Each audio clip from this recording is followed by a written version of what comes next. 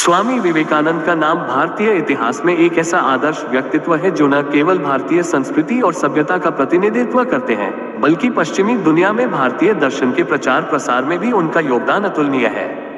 वेदांत और योग के प्रति उनकी दृष्टि ने पूरी दुनिया को भारत की गहरी आध्यात्मिकता और जीवन के उच्च आदर्शों से परिचित कराया।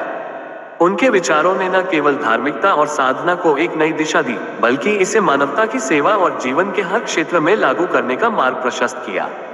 वेदांत की ओर विवेकानंद का दृष्टिकोण। स्वामी विवेकानंद के लिए वेदांत मात्र एक शास्त्र या दर्शन नहीं था, बल्कि यह मानव जीवन का सार था। वेदांत का प्रमुख उद्देश्य आत्मा और ब्रह्म के बीच के संबंध को समझना है। स्वामी विवेकानंद ने इसे एक जीवंत और व्यवहारिक दर्शन के रूप में अपनाया। उनका मानना था कि वेदांत जीवन की गहरी सच्चाइयों और ब्रह्मांड की अनंतता को उजागर करता है। वेदांत के माध्यम से स्वामी जी ने यह बताया कि हर जीव आत्मा है और आत्मा का स्वरूप अनंत, शाश्वत और मुक्त है। विवेकानंद ने वेदांत को मानवता की सेवा और हर प्रकार के भेदभाव को मिटाने के लिए एक शक्ति के रूप में देखा। उन्होंने कहा कि सभी प्राणियों में वही आत्मा है, वही परमात्मा है। उनका यह विचार जात पात, ऊंच नीच, धर्म जाति के भेद को समाप्त कर हर इंसान को समान रूप से देखने और प्रेम करने की प्रेरणा देता है। विवेकानंद ने इस दृष्टिकोण को धर्म, समाज और व्यक्तिगत जीवन में गहराई से अपनाने पर बल दिया।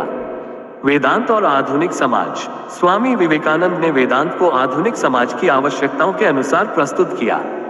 उनके लिए वेदांत कोई पुरातन धार्मिक ग्रंथ मात्र नहीं था, बल्कि यह आधुनिक समस्याओं का समाधान देने वाली अमूल्य धरोहर थी। वे कहते थे कि वेदांत का मुख्य सिद्धांत है कि हर व्यक्ति स्वतंत्र है और उसकी आत्मा में असीम शक्तियां हैं। उन्होंने समाज को अपने अधिकार और कर्तव्यों की पहचान करवाए और आत्मनिर्भरता, स्वाभिमान और सेवा भावना को बढ़ावा दिया। विवेकानंद का ये वेदांत समाज में एक नई सोच और शक्ति का संचार करता है, जहां व्यक्ति अपनी कमजोरियों और सीमाओं से ऊपर उठकर अपने भीतर की अनंत शक्ति को पहचान सकता है। योग के प्रति दृष्टिकोण। योग का अर्थ है जोड़ना या मिलाना। यह आत्मा और परमात्मा के बीच का मार्ग है। स्वामी विवेकानंद ने योग को एक वैज्ञानिक दृष्टिकोण के रूप में प्रस्तुत किया। उनके अनुसार योग केवल शारीरिक अभ्यास नहीं है, बल्कि यह मन, आत्मा और शरीर को एक सूत्र में बांधने का माध्यम है। विवेकानंद ने राजयोग के माध्यम से योग के गूढ़ रहस्यों का खुलासा किया। उन्होंने योग को 4 प्रकारों में बांटा: ज्ञान योग, भक्ति योग, कर्म योग और राजयोग। उनके अनुसार प्रत्येक व्यक्ति की अपनी प्रकृति और झुकाव के अनुसार इन योगों में से किसी एक मार्ग को अपनाकर आत्मा की शुद्धि और मुक्ति प्राप्त कर सकता है। राजयोग, ये ध्यान, धारणा और समाधि का मार्ग है। स्वामी विवेकानंद ने इसे योग साधना का उच्चतम स्वरूप माना और इसकी विधियों का विस्तार से वर्णन किया। राजयोग आत्मा को स्वयं से और ब्रह्म से जोड़ने का माध्यम है। यह व्यक्ति की चेतना को ऊंचे स्तर पर ले जाता है और उसे अपने असली स्वरूप का अनुभव कराता है। कर्मयोग। विवेकानंद के अनुसार कर्मयोग का तात्पर्य है निष्काम कर्म। इसका अर्थ है बिना किसी स्वार्थ और फल की आशा के कर्म को अपनी जिम्मेदारी मानते हुए करना। उन्होंने गीता के कर्मण्येवाधिकारस्ते के सिद्धांत को अपनाते हुए कर्मयोग को जीवन का आधार बनाया। उनके अनुसार सेवा ही सच्चा धर्म है और दूसरों के लिए कुछ करने की भावना को ही कर्मयोग कहते हैं। भक्ति योग। भक्ति योग प्रेम और श्रद्धा का मार्ग है। स्वामी विवेकानंद ने इसे हृदय की पवित्रता और भगवान में पूर्ण विश्वास का मार्ग बताया।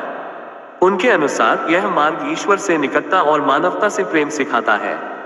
ज्ञान योग। विवेकानंद के अनुसार ज्ञान योग का अर्थ है आत्मा का साक्षात्कार और ब्रह्म का बोध। ये बौद्धिक और तर्क शक्ति का मार्ग है जिसमें व्यक्ति ज्ञान के माध्यम से आत्मा की पहचान करता है और अपनी वास्तविकता से परिचित होता है। योग और पश्चिम में प्रचार। स्वामी विवेकानंद ने योग को पश्चिमी देशों में प्रचारित कर योग के महत्व को वैश्विक स्तर पर स्थापित किया। उन्होंने 1893 में शिकागो विश्व धर्म महासभा में जो भाषण दिया, उसमें वेदांत और योग का उल्लेख कर भारतीय संस्कृति को एक नए आयाम पर पहुंचाया। पश्चिम में उन्होंने योग के विभिन्न आयामों को वैज्ञानिक दृष्टि से समझाने का कार्य किया। उनके भाषणों ने वहां के लोगों को योग की महत्ता और इसकी गहराई को समझने का अवसर दिया। विवेकानंद का कहना था कि योग केवल भारत की धरोहर नहीं है, बल्कि यह पूरी मानवता की अमूल्य संपत्ति है। योग का उद्देश्य है मनुष्य के भीतर छिपी शक्ति को जागृत करना, उसे संसार में रहकर भी आत्मज्ञान की प्राप्ति के लिए प्रेरित करना।